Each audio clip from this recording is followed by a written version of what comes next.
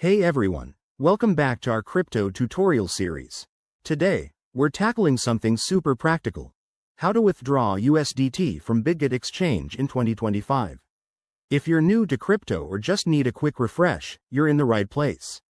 With the crypto world evolving fast, it's crucial to stay updated on secure withdrawal processes. Let's dive right in. First things first, make sure you're logged into your Bitget account.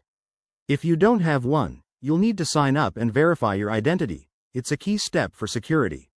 Once you're in, head over to the Wallet or Funds section. This is where all your assets are managed.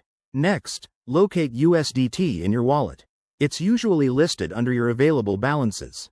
Click on it to access the withdrawal options.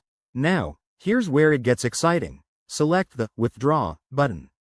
You'll be prompted to enter the recipient's wallet address. Double-check this. A wrong address could mean losing your funds forever.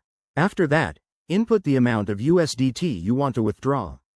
Keep an eye on any network fees. They can vary based on blockchain congestion in 2025. Bitget might support networks like TRC20 or ERC20 for USDT, so choose the one that matches your wallet for faster, cheaper transactions. Before you hit confirm, go through the two-factor authentication if it's enabled. It's a must for protecting your assets. Once verified, submit the withdrawal request. You'll get a confirmation message, and that's it. Your USDT should be on its way. Processing times can take anywhere from a few minutes to an hour, depending on the network.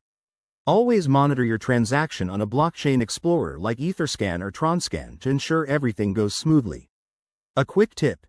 In 2025, with stricter regulations, make sure your account is fully KYC verified to avoid any delays. And remember, never share your private keys or withdrawal codes with anyone. Thanks for watching. If this helped, give it a thumbs up and subscribe for more crypto guides. See you next time.